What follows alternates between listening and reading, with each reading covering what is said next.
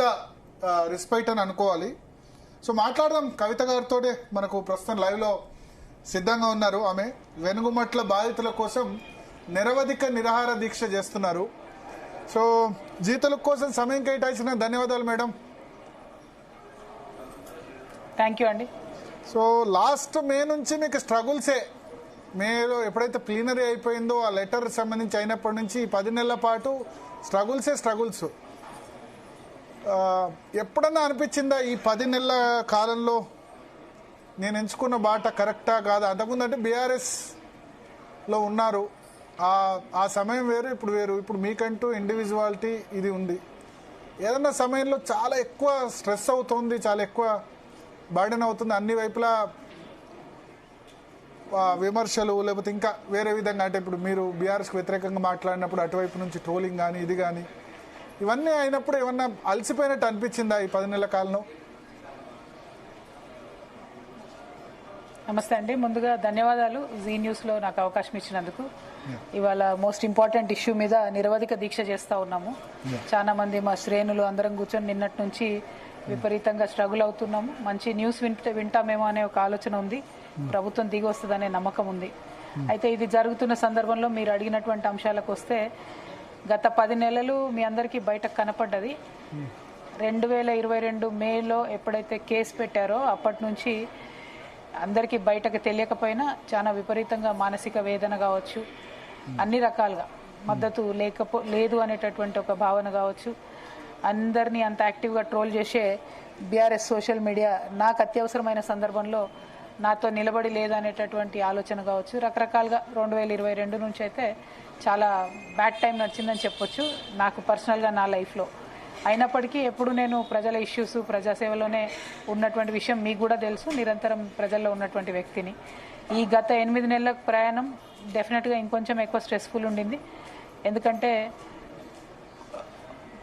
ఎక్కడైతే లెటర్ లీక్తో ప్రారంభమైందో ఆనాటి నుంచి ఈనాటి వరకు నేను కేసీఆర్ గారితో కానీ కేటీఆర్ గారితో కానీ మాట్లాడలేకపోయాను ఉన్నటువంటి పరిస్థితుల్లో.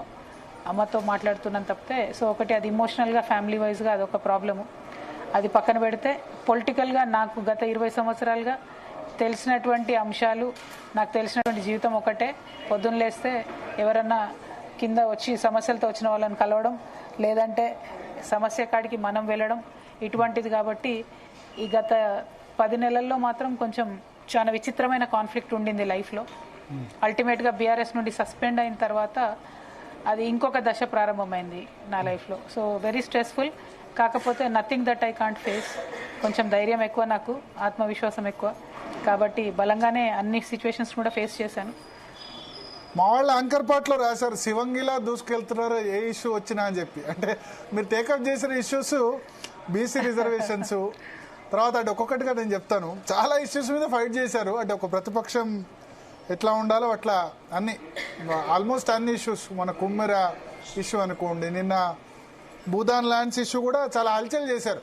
ఇన్ఫ్యాక్ట్ మా దానిలో వైరల్ అయింది. నిన్న లేడీ కానిస్టేబుల్స్ వచ్చి మీ వాళ్ళంతా ఫైట్ చేసిన విధానం కానీ, అది కానీ, లేకపోతే ఇటువంటి ఇష్యూస్ కానీ గట్టిగా ఫైట్ చేస్తున్నారు. బట్ మైలేజ్ వస్తుందా జనంలో యాక్సెప్టబిలిటీ అంత ఈజీగా వస్తుంది అనుకుంటారా?